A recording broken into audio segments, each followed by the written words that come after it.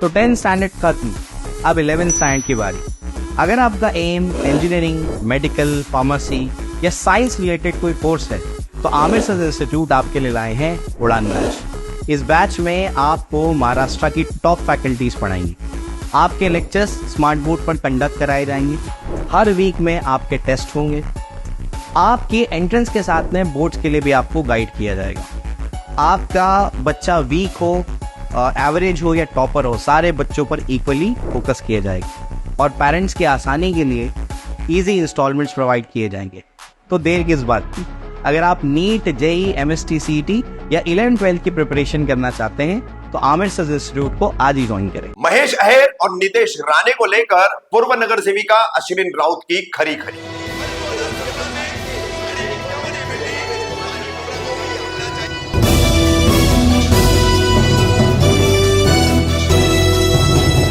रफीक कामदार हिंदुस्तानी reporter में आपका स्वागत है। आपको फेमस होना है, आपको सबकी नजरों में आना है, आपको अपने समाज में, अपनी कम्युनिटी में अगर अपना कद बड़ा करना है तो आप सीधे सीधे मुसलमानों के लिए ऑल फॉल बक दो, मुसलमानों के लिए कुछ भी बोल दो। जिसकी लाइन पर पिछले 2-3 वर्षों से चल रहे बीजेपी के नितेश राणे, जो पहले विधायक थे अब मंत्री बन चुके हैं। हाल ही में उन्होंने मस्जिद और मदरसों को लेकर बेहद आपत्तिजनक वक्तव्य दिया। फिर उसके बाद ठाणे मनपा के रिटायर्ड सहायक आयुक्त महेश अहेर, मुस्लिमों को जांघों के नीचे दबाने की बात। तो इन तमाम मुद्दों के ऊपर राष्ट्रवादी कांग्रेस पार्टी अजित पवार गुट की पूर्व नगर सेविका अश्विन राउत ने अपनी भूमिका रखी है और इन दोनों को उन्होंने आड़े हाथ लिया है। क्या बोली है अश्विन राउत इन तमाम मुद्दों पर अपनी खरी खरी स्टाइल में, सुनिए। अश्विन भाभी, आज आपने अपने कार्यालय पे बुलाई, पत्रकारों को बुलाया, कुछ आपकी बातें रखनी थी। क्या मामला, क्या बताना चाहोगी, क्या बात है? अस्सलाम वालेकुम, नमस्ते। जो मुमरा में जो अभी हालात बने हुए हैं, इस हालात पे थोड़ी सी चर्चा की जाए।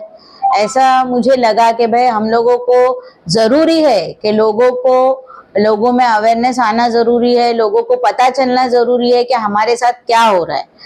आज मुसलमानों के नाम पर जो हमारे साथ बदतमीजी की जा रही है, मुसलमान होना एक बहुत फ़ख्र की बात है। अल्हम्दुलिल्लाह, अल्लाह का एहसान है, मुझे खुशी है कि मैं मुसलमान हूँ और मुझे दूसरे कौमों से भी उतना ही लगाव है, क्योंकि हर कोई अपने अपने मज़हब में सक्षम है। और देखिए, जिसने हमें पैदा किया है, अगर पैदा करने वाले को किसी की मज़हब में अगर कोई ये नहीं लगता है तो फिर हम कौन होते हैं किसी को इल्ज़ाम लगाने वाले? क्योंकि वो चाहता है हिंदू भी हो, मुसलमान भी हो, तभी तो हर किसी की नस्लें आगे बढ़ रही है। तो इस तरीके से हालात जो आज जो लोगों ने खराब किए हैं उसके ऊपर हमें कुछ चर्चा करनी थी, इसलिए मैंने आप लोगों को यहाँ पे बुलाया था।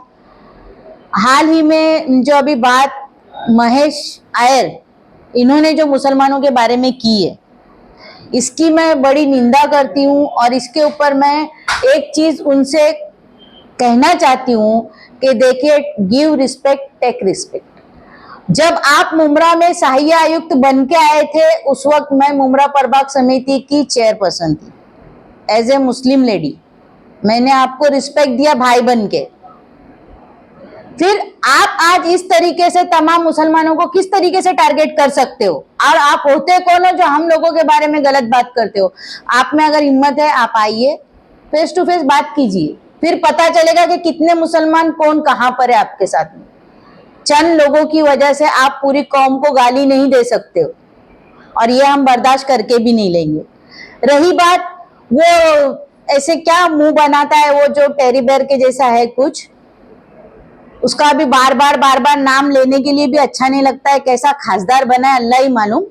जब देखो तब उसको सिर्फ अपनी राजनीति चमकाने के लिए मुसलमानों की जरूरत पड़ती है। क्योंकि अगर मुसलमानों की उसको जरूरत नहीं पड़ती तो वो आए दिन मुसलमानों को गालियां नहीं देता था। हाल ही में उसने मदरसों के बारे में बताया। किसकी बात कर रहे हैं, नाम बताइए। नितेश राणे की। नाम बताने के लिए डरती नहीं हूँ, लेकिन वैसे लोगों के नाम लेने के लिए घिन आती है अभी तो, कि क्या नाम लेने का ऐसे आदमी का। मैंने तो उसको एक बार चूड़ियां भी फेंक के दी थी कि भाई ये चूड़ी पहन, अपनी राजनीति चमकाने के लिए, और उसको ये भी कहा था कि अपने बाप से राजनीति सीख करके, लेकिन उसके अंदर वो चीज है ही नहीं। क्या कर सकते? वो जो बार बार कहता है मराठी बोला, मराठी बोला। अरे काय बोला, तुला काय ऐकायचं आहे मराठीत ते सांग ना, आम्ही तुला सांगतोय, ये तू आमच्याशी बोल, आम्ही तुझ्याशी मराठी बोलतो, काय ऐकायचंय तुला? ये बाळा ये, आमच्याशी बोलायला ये, आम्ही तुझ्याशी मराठी बोलतो. आम्ही कोकण पट्ट्याचे राहणारी लोक आहोत. कोकणमध्ये मराठी जास्त बोलतात, कोकणी बोलतात. आणि तू इथला राहणारा असून, आमचा भाऊ असून, अशी घाणेरडे प्रकारचं जे राजकारण तू करते मुसलमानाबद्दल, याची खूप खूप आम्हाला एकदम घिन यायला लागलेली आहे. तुझ्यासारख्या माणसाबरोबर काय करायचं हे डोक्यात येत नाही. कारण की आज हे जे घाणेरडे शब्द हे वापरते ना तो, आतंकवादी, हेम तेम, तुम्ही मला सांगा ह्याच्यामध्ये दम आहे का सांगायला की बाबा काय मोदीजी तुम्ही जरा मराठीमध्ये बोला म्हणून? बोलणार का मोदीजी मराठीमध्ये? येते का त्यांना मराठी? कळते का मराठी? मेंटल. त्याच्यानंतर जा अमित शाह, त्याला विचार मराठी येते का? फक्त महाराष्ट्रामध्ये बोंबलायचा, इतर जागे सर्व सोडायचा. इथं सांगायचं मोठ्याचं मटण खाऊ नका, गोव्याला मोठ्याच्या मटणाचे मोठे मोठे दुकानं, एकदम जास्त मोठ्या प्रमाणात. काय म्हणजे तुम्ही काय करायला बघताय? देशाचं जेव्हा राजकारण चालवताय तर देशाप्रमाणे चालवा. एक नियम सर्व जागे लागू करा. फक्त महाराष्ट्रामध्ये असं, ह्याच्यामध्ये तसं.